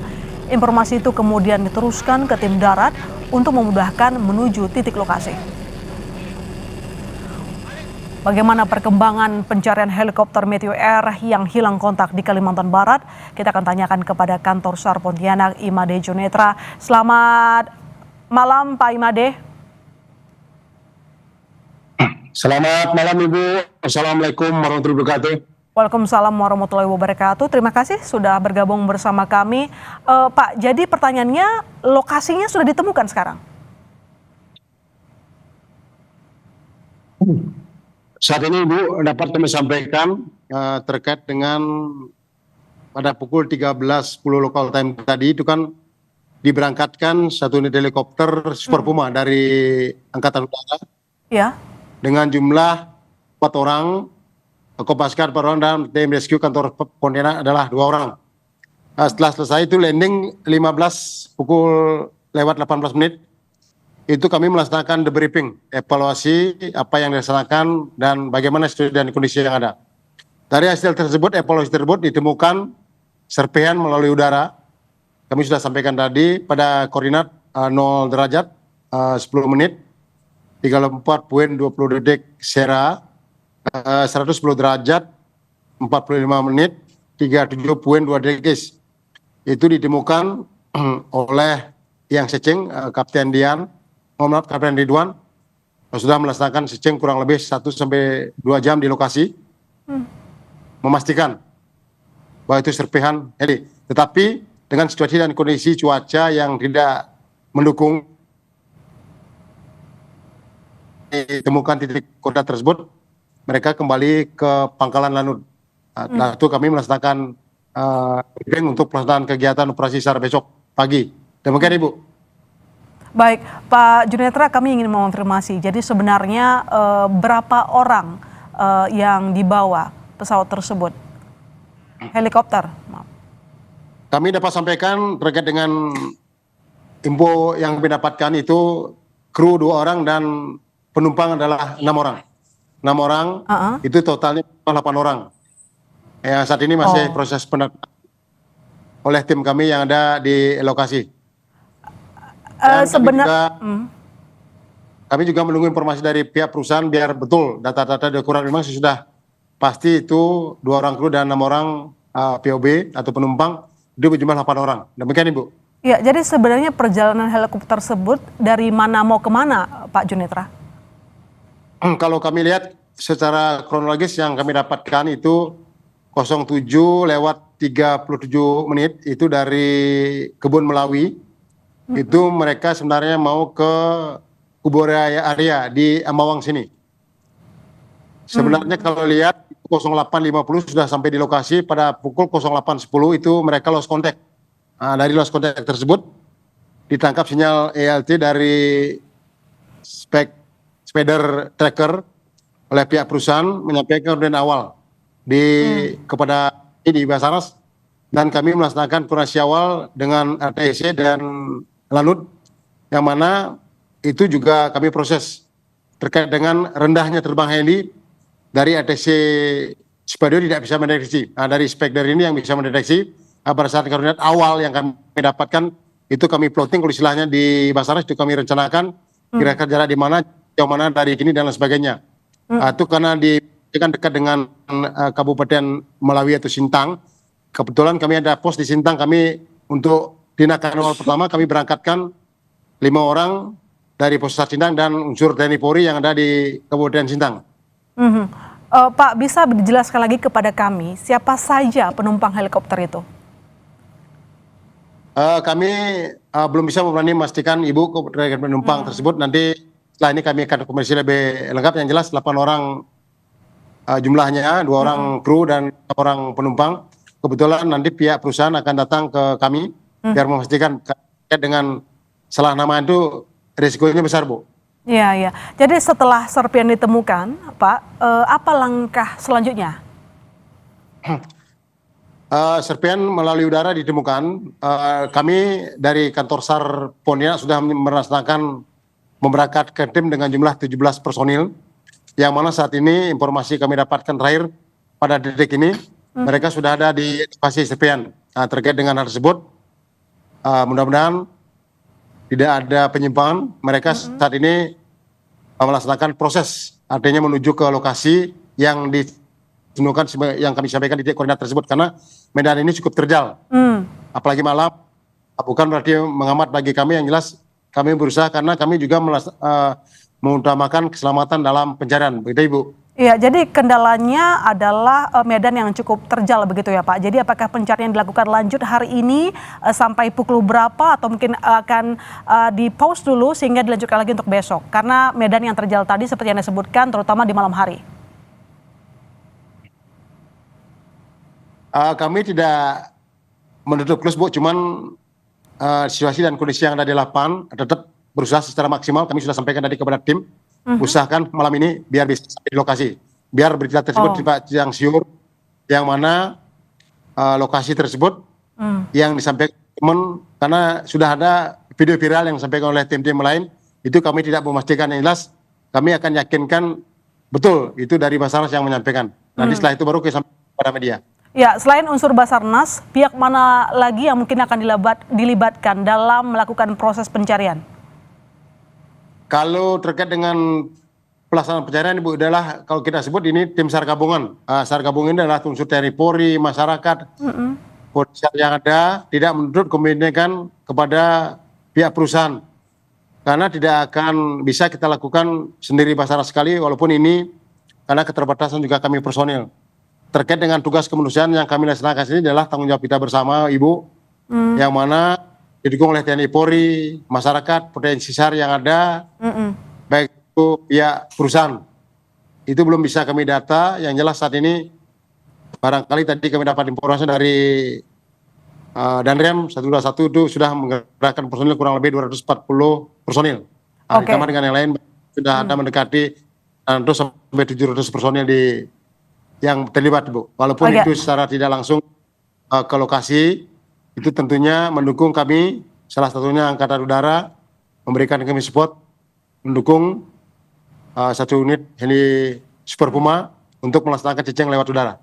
Oke, pertanyaan terakhir Pak, apakah sudah ada perkiraan titik pencarian mungkin dikembangkan kemana selain titik penemuan helikopter saat ini? Dapat kami sampaikan terkait dengan itu, Bu, karena seperti yang kami sampaikan awal, memang tim sudah mendekati lokasi. Nanti kalau sudah ada perkembangan, pasti kami informasikan pada kesempatan pertama kepada semua media, baik itu yang elektronik dan lain sebagainya. Karena mau tidak mau harus kita sampaikan bahwa korban ini sudah ditemukan. Korban sudah ditemukan. Terima kasih Pak telah memberikan informasi perkembangan terkini kepada kami. Semoga prosesnya berjalan lancar. Terima kasih Pak Imade Junetro telah bergabung di Sapa Indonesia Malam. Kita ke sorotan lain, Saudara. Kejaksaan Agung menetapkan Ketua Ombudsman Republik Indonesia Heri Susanto sebagai tersangka dugaan korupsi tata kelola tambang nikel. Heri langsung ditahan usai diperiksa di Gedung Bundar Kejaksaan Agung Kamis siang. Direktur Penyidikan Jaksa Agung Muda Tindak Pidana Khusus Syarif Sulaiman Nahdi menjelaskan Heri ditangkap di Jakarta lalu diperiksa penyidik. Ia bilang Heri berperan mengubah beban penerimaan negara bukan pajak atau PNBP dari Kementerian Kehutanan terhadap perusahaan nikel PT TSHI di Sulawesi Tenggara. Tujuannya agar perusahaan bisa menghitung sendiri PNBP yang ditanggung. Dari upaya itu, Heri menerima suap dari direktur berinisial LKM senilai 1,5 miliar rupiah. PT TSHI mencari jalan keluar dan kemudian bersama dengan saudara HS ini ya untuk mengatur sehingga surat atau kebijakan yang dilakukan oleh Kemenhub itu dikoreksi oleh Ombudsman ya, dengan perintah agar PT TSHI melakukan penghitungan sendiri terkait beban yang harus dibayar. Kemudian untuk melaksanakan hal tersebut, ya, tersangka ini menerima sejumlah uang. Sorotan lain, Auditor Militer 207 Jakarta menyerahkan berkas perkara kasus teror penyiraman air keras terhadap aktivis Kontras Andri Yunus. Auditor Militer menyebut motif para terdakwa yang adalah anggota TNI melakukan penyiraman air keras karena dendam pribadi. Kepala Auditorat Militer 207 Jakarta, Kolonel CHK Andri Wijaya menjelaskan, hingga pemeriksaan terakhir, keempat terdakwa yakni Kapten NPD, Letnan 1 BHW, Letnan 1 SL, Sersan 2 ES memiliki motif dendam pribadi kepada korban. Terdakwa menyiramkan air keras kepada korban Andri Yunus tengah malam, tanggal 12 Maret 2026 di daerah Salemba, Jakarta Pusat. Namun tidak dijelaskan dendam pribadi apa ini maksud. Saat ini Andri mengalami luka bakar 20% dan masih menjalani perawatan di RSCM Jakarta.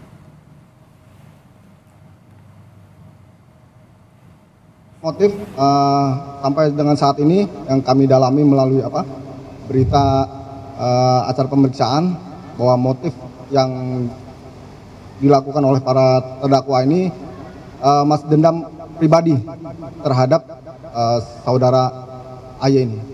Demikian. Sementara itu, tim advokasi untuk demokrasi menilai pelimpahan berkas kasus penyiraman air keras terhadap aktivis Kontras Andri Yunus kepada pengadilan militer tidak transparan. Motif dendam pribadi yang menjadi alasan 4 anggota TNI non-aktif menyiram Andri Yunus juga dinilai tidak tepat karena Andri hanya menyampaikan pendapat kritis. Ini adalah upaya sabotase untuk mengungkapkan itu. Dengan dicegahnya tidak adanya TGPF ya, dengan percepatan penyerahan, bahkan tanpa adanya pemeriksaan terhadap baik itu korban ataupun saksi dari Kontras dan masyarakat sipil. Jadi ini adalah upaya hanya melokalisir di 4 saja, kemudian juga menutup pintu siapa yang menyuruh, siapa yang memerintahkan, siapa yang mendanai, ya, dan bahkan melakukan upaya pembelokan informasi dengan hanya melokalisir dendam pribadi. Jelas sekali perkara Andri Yunus tidak ada masalah pribadi dengan aktor-aktor pelaku. Yang Andri Yunus lakukan adalah kerja-kerja kritik kepada proses buat undang-undang, kerja-kerja kritik kepada revitalisasi yang sangat berbahaya buat demokrasi. Informasi lain di Sapa Indonesia Malam, sebanyak 4 bangunan di Jalan Cendrawasih, Kebayoran Lama, Jakarta Selatan hangus terbakar. Kami hadir usai jeda.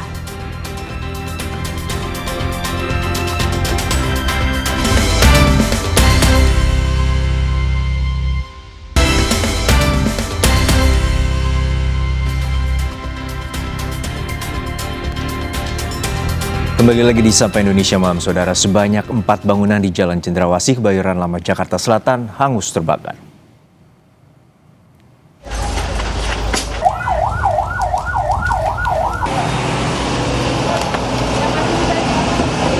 Api membakar bangunan di RT 8 RW 8 Jalan Cendrawasih, Kebayoran Lama, Jakarta pada Kamis siang. Hembusan angin kencang membuat api dengan cepat merambat ke bangunan lainnya. Api berhasil dipadamkan setelah petugas menerjunkan 15 unit mobil pemadam kebakaran dan 60 personel ke lokasi. Tidak ada korban luka maupun jiwa dalam kebakaran ini.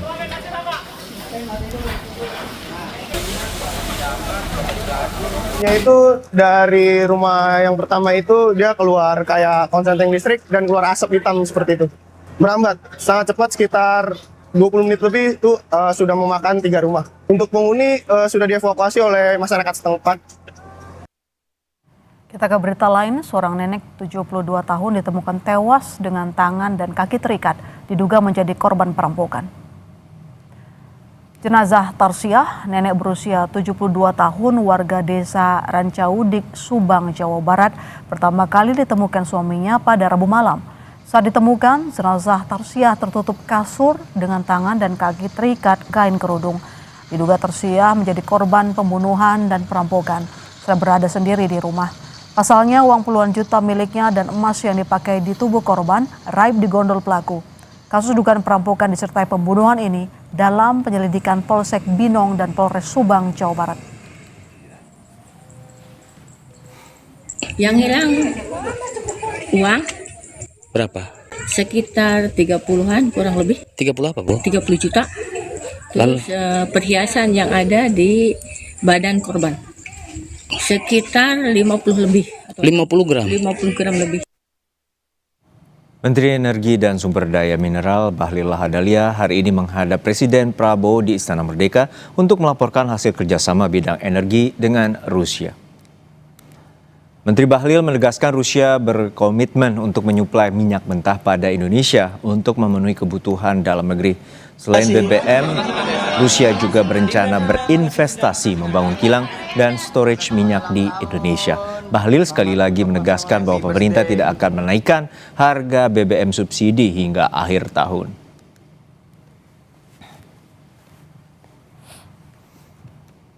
Makasih Dinda. Di tengah kondisi global yang seperti ini, kita harus mampu mencari cadangan-cadangan minyak dari berbagai sumber. Tidak hanya di satu negara, tapi di hampir semua negara.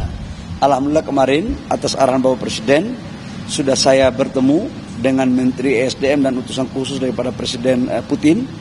Dan kabarnya Alhamdulillah cukup menggembirakan bahwa kita akan mendapat pasokan crude dari Rusia, dan juga dari pihak Rusia akan siap membangun beberapa infrastruktur yang penting dalam rangka meningkatkan cadangan dan ketahanan energi nasional kita. Bahwa harga BBM untuk subsidi tidak akan dinaikkan sampai dengan akhir tahun, insya Allah sampai selama-lamanya. Ya. Kesorotan internasional, 5 warga Gaza meninggal akibat serangan Israel ke kamp pengungsi Al-Shati di wilayah barat kota Gaza Selasa malam. 4 dari 5 korban serangan Israel dimakamkan. Warga Gaza mengikuti prosesi pemakaman 4 dari 5 korban serangan Israel. Sebelum dimakamkan, jenazah sempat disalatkan di halaman rumah sakit Al-Shifa. Warga Gaza menyatakan korban serangan Israel ini merupakan para teknisi listrik. Mereka dihantam 2 drone Israel saat berada di tengah perkampungan padat penduduk. Warga Gaza menyebut gencatan senjata tidak pernah dipatuhi Israel.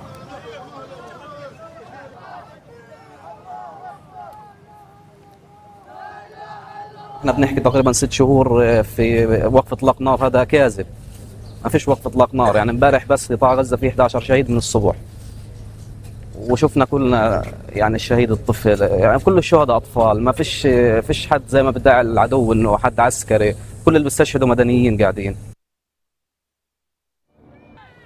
Sejumlah kapal berlayar dari Barcelona untuk bergabung dengan armada internasional menuju Gaza dalam upaya untuk membuka blokade Israel dan mengirimkan bantuan kemanusiaan ke Palestina. Kapal ini akan berangkat bersama dan berhenti sebentar di Italia, di mana nantinya akan ada tambahan armada lain yang akan bergabung untuk melanjutkan perjalanan ke Gaza. Pelayaran yang bertajuk Global Smooth Flotilla membawa misi kemanusiaan dan diikuti lebih dari 70 negara.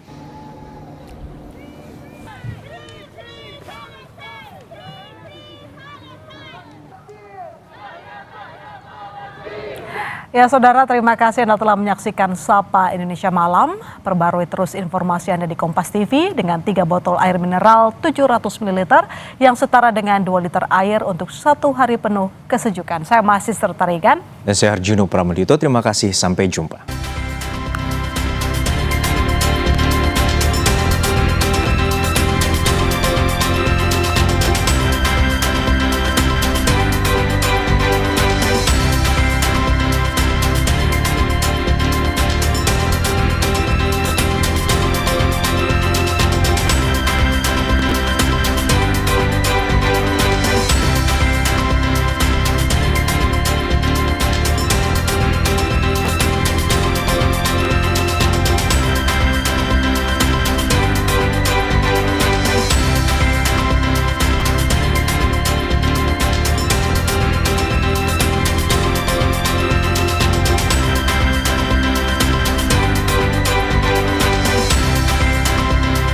Terima kasih Anda telah menyaksikan Sapa Indonesia Malam, didukung oleh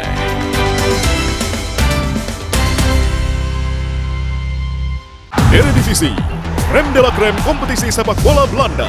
Tempat para jawara bertarung di atas rumput hijau dengan gengsi dan strategi dan momen tak terduga bersatu dalam satu laga.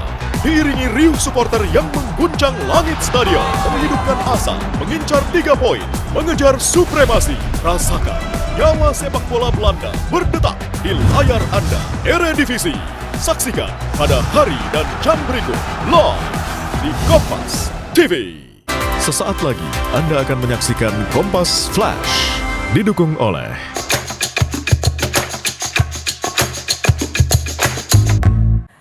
Saudara, pekerja di Brasil berunjuk rasa memprotes sistem 6 hari kerja seminggu. Sementara guru di Bogota, Kolombia mogok kerja dan turun ke jalan menyerukan perbaikan layanan kesehatan bagi tenaga pendidik. Dua informasi tersebut kami rangkum dalam Kompas Flash.